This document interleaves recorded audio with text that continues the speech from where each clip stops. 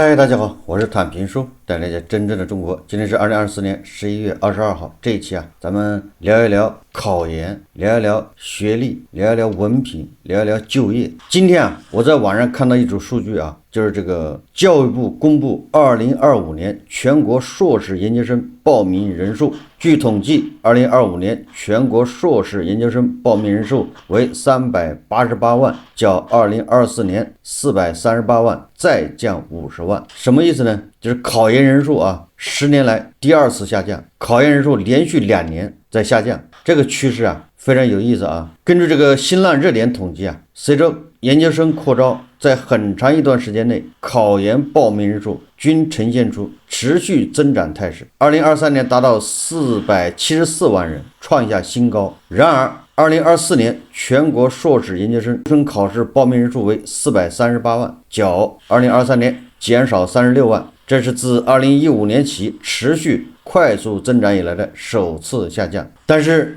没有对比就没有伤害。同时根据这个央视新闻报道2025年全国高考报名总人数已达到325万8274人，比去年同期增长22万人，竞争也由去年的76.5:1上升至82，竞争压力进一步升高。什么意思呢你看，通过今年这个考研人数和考公人数变化来看考研呢开始下降了，而考公呢继续在增加，这反映一个什么东西呢？我想大家都清楚说白了就是就业难。就业难因为考公实际上是就业你考上了你就有工作，而且有编制，对吧？有铁饭碗，意味着就是相对比较稳定。但是你考研究生呢，那只是个过渡考完了还要找工作，对吧？现在研究生的工作未必比那个本科生好找，所以现在这个削尖脑袋考研的人变少了，考公呢反而在增加。以往因为咱们这个大学毕业生一年比一年多，就业越来越难，对吧？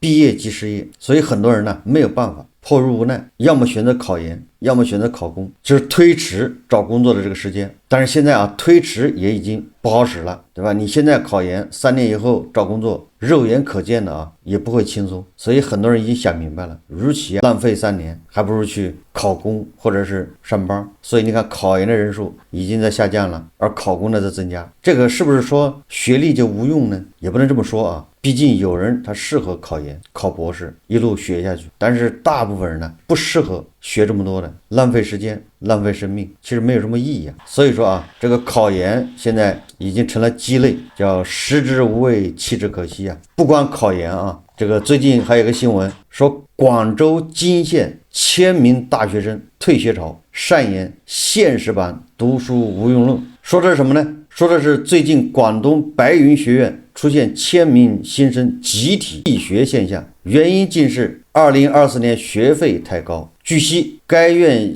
校普通类是31800到49800一年，中外学分互认专业是41800一年，艺术类是34800到49800一年，这个学费都不太便宜这个有记者电话联系该校招生处求证学费的真假，学校招生处表示其他民办学校都是这个收费标准，甚至比他们还高。这个高额学费对很多家庭来说沉重负担。这个在10年前大家还能接受，就像房价一样。但是现在在经济环境之下，大家收入在下降，那么这个学费就显得越来越高了，已经负担不起，性价比对吧，已经不好了。以前很多那种私立学校你找人都进不去，你要花大量的代价。现在据说有很多出名的私立学校都招不满人了，就家长躺平。家长躺平2种情况，一种是确实没钱弄不起了，所以现实一点躺平了。还有一种什么呢？还有一种是觉得性价比不合适，花这么多钱念完之后还是失业，找不到工作，那还不如重新打算，另做打算呢。所以一个大学读出去20-30万，你再加上生活费，你再加上这个小孩如果说稍微铺张一点，那几十万出去了，关键毕业还没工作，对吧？有的这种民办大学那个文凭有和没有也没有太大区别，纯粹是一种心理安慰。所以在这种情况下，我觉得很多人想明白了，他不再去读这个可有可无的这个大学，钱是花出去了，在学校里上了4年其实没什么用。上过大学的都知道大部分人那4年上了其实意义不大，纯粹就是个标志还有一个大家记住了啊，现在这个社会啊，已经不是那种改变命运了，唯有读书一条路。过去啊，就是万般皆下品，唯有读书高，只有读书啊是唯一的正路，学而优则仕。但是现在这个社会，对吧？已经21世纪，改革开放40年了，对吧？现在发展的这么快，改变命运的机会不仅仅是读书，甚至啊，读书未必是改变命运的机会。当然了，我们不是说宣扬读书无用论啊，书还是要读的。但是你把读书和未来的就业要挂钩，那你就失算了。读书是读书，就业是就业，未来日子过得好坏，有没有前途，这个决定的因素非常多，路径也很多，也不是自古华山一条路。你在20年前，大学生还叫物以稀为贵，叫天之骄子。现在大学生，对吧，已经是满大街都是啊。所以说啊，这个大学生啊，这个标签意义已经不大了，反而有的时候成为累赘。这个央视不已经说了吗？脱不下的长衫，你上那个大学吧，变成高不成低不就，这也很麻烦。如果有的人没上大学，高中毕业或者是大专毕业或者是其他的啊，这个然后他就走上社会，他的预期啊比较低，然后他反而啊低开高走啊，脚踏实地，有可能过得更好一点。但是啊，很多人大学毕业以后的眼高手低啊，容易啊脱离社会。前一阵子有个朋友啊，这个咨询我啊，他有个小孩在上高中，说学习啊很一般，在国内要顶多考个大专，或者是就是非常普通的这种本科。然后他呢受别人影响，就是他的朋友啊影响，他的朋友把孩子送到香港上学，他也想把他儿子送到香港去，问我该怎么办。我就问他，第一个，你儿子学习怎么样，学习能力怎么样，然后他学习意愿怎么样，就是他想不想学。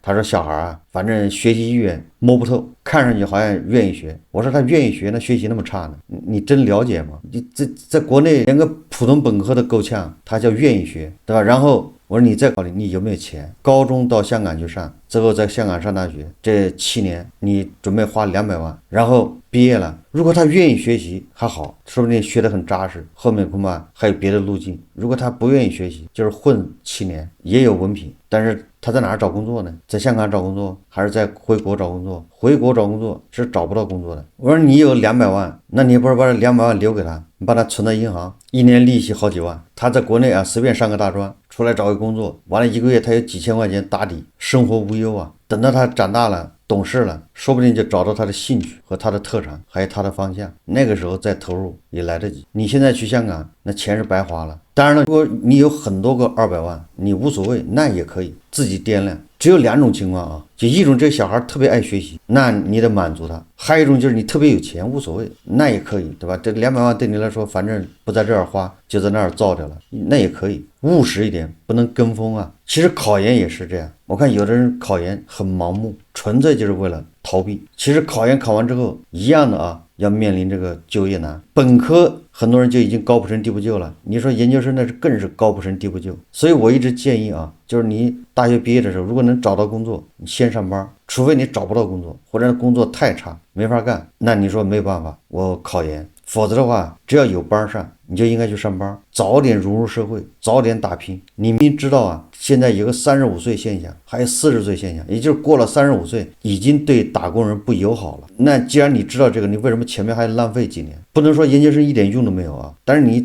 在很多企业里面，研究生是用处不大的。有很多企业啊，它研发或者是什么科研院所、高校，它比较追求那个学历，但是这个它也有一个这个一到中年啊，就容易被裁掉，都一样。所以说你要本科毕业能找到工作，一定要去工作，因为就业难。再过3年啊，就你现在的这工作，你不一定能找得到。换种说法啊，就是你跟你同学，你的同学本科一毕业就找工作去了，上班去了，上了3年，等到你考研毕业，你再去找工作，找到的工作未必比你的同学好，可能比他差，因为现在工作非常难找。实际上现在这个考研的人数在下降，也反映出了我刚才说的这种现象，就是很多人啊，越来越多的人已经明白了，考研不是上岸。相对于考公来说，考研更吃亏。当然了，有的人啊，他一心要走学术的路，那是考研是必由之路啊。但是如果你是为了留高校，看重高校稳定，对吧？想留校当老师，你得考博士，研究生啊，毕业还得考博士。但问题是，高校的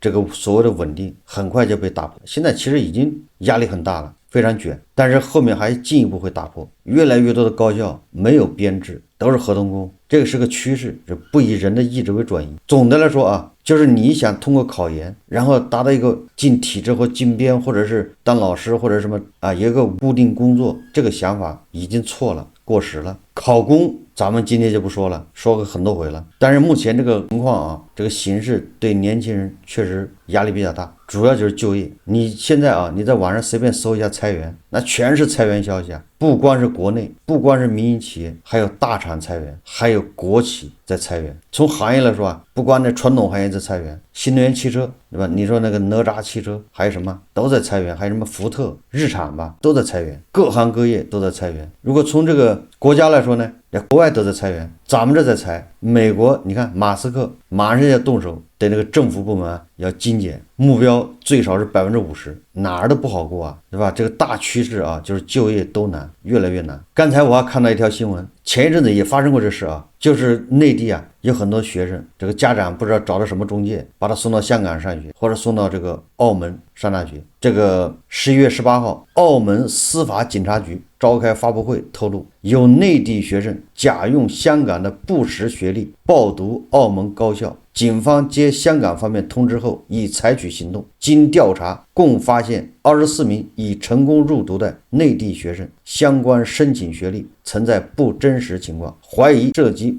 伪造文件行为。目前涉案学生中20人已逃离澳门，其余4人被拘捕。据了解，以上24名学生均为澳门科技大学学生。日前，经校方向香港考评局核查文凭成绩后，被发现使用虚假资料报读入学，被校方撤销学籍。被逮捕的4个学生分别来自河北、深圳、浙江及江西。经调查，涉案学生的家长早前疑似透过内地中介，以相关假学历、假成绩成功申请升学。澳门警方已就相关事件通报内地协查。这就是我刚才说的，去澳门对吧读书的有很多人通过中介，这不仅是鸡飞蛋打，钱没了，关键人还要被抓，你是图啥？图什么呢？这个学上的有什么意思呢？靠造假跑去上学，冒着风险呢，这都属于想不开的。说到想不开我看这个网易新闻刊登一个报道，说2024年上半年自杀超过23万人，80%因为负债，社会急需兜底，给人希望。百度 AI 助手提供的数据说，2023年中国自杀死亡人数26万人，按14亿总人口计算，占比达10万分之19。2024年继续呈现暴涨态势，上半年自杀人数突破23万人，折合成年度数据为10万分之33，比上年暴增77%，创历史最高纪录。这就意味着每天全国约有1260人自杀身亡，这什么概念啊？每天有1260人自己结束的，离我们而去，真的是悄无声息啊！大家还记得吧？有一阵子是四川还是重庆还是什么地方一个桥，那个桥出现了12连跳还是20连跳，后来没有办法，当地只能搞人在桥上站岗，隔一段路一个人看着。我有印象是四川还是什么地方20连跳，这个情况非常严重大家可以看一个视频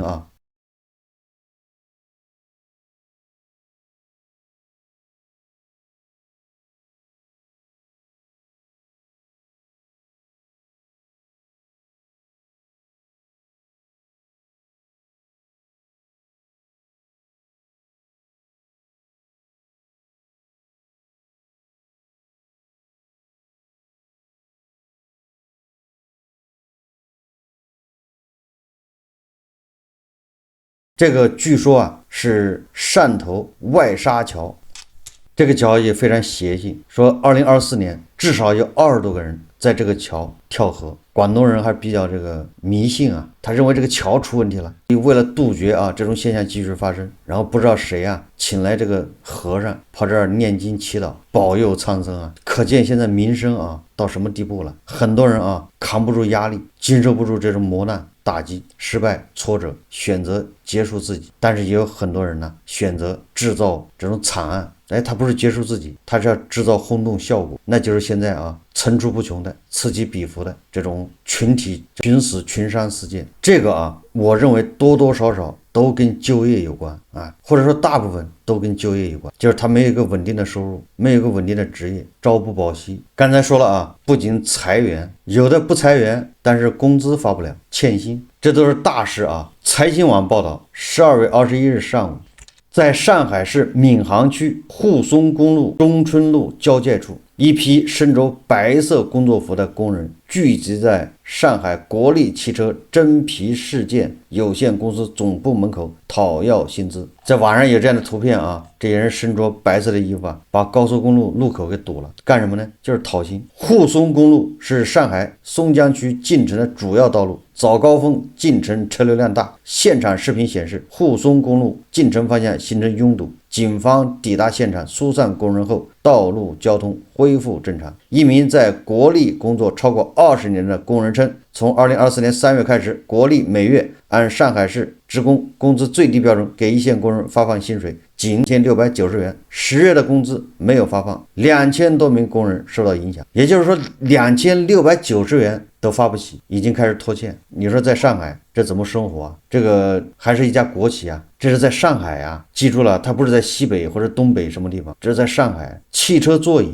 按理来说你说新能源汽车还有这个什么，咱们今年汽车这个销量还是不错的，整个汽车行业那不至于太惨。居然这个汽车座椅皮料供应商活不下去，欠薪，连2600都发不起，这什么概念？工人被逼。今天还有传言就是东方甄选也在裁员，也扛不住，直播带货也在走下坡路当然了，他裁员恐怕他自己不承认叫裁员，把外包给他裁掉，不要了。他们很多员工都是外包所以说来说去还是就业难，工作岗位少，所以会导致这些对吧？这些大学生一毕业就失业，被逼考研考公，考了几年研究生之后，发现这研究生考完也没用，还是就业难，那就越来越多的人，更多的人跑去考公。但是记住了你看看美国，那马斯克大刀阔斧的裁这些美国的公务员，说明公务员这个也不是铁饭碗，就是你横向看，阿根廷、美国都已经开始裁公务员，你纵向看那咱们上个世纪90年代下海，什么叫下海下海不是说那个咱们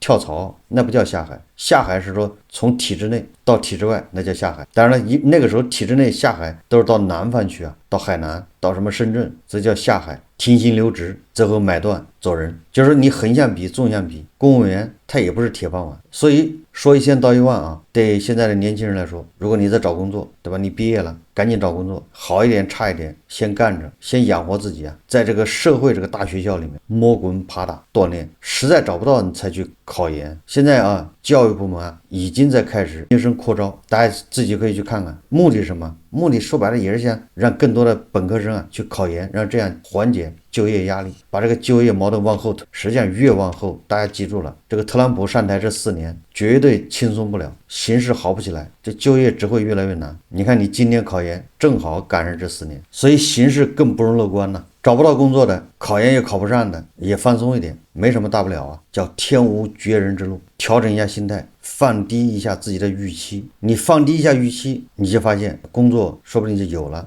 只不过跟你想象中的那个工作有出入而已。这个时候你要多想一想英伟达的老板黄仁勋他扫过的厕所。好，这期节目我们就聊到这里，感谢大家收看。如果喜欢我的节目，欢迎订阅转发，也可以在下方留言评论，谢谢大家。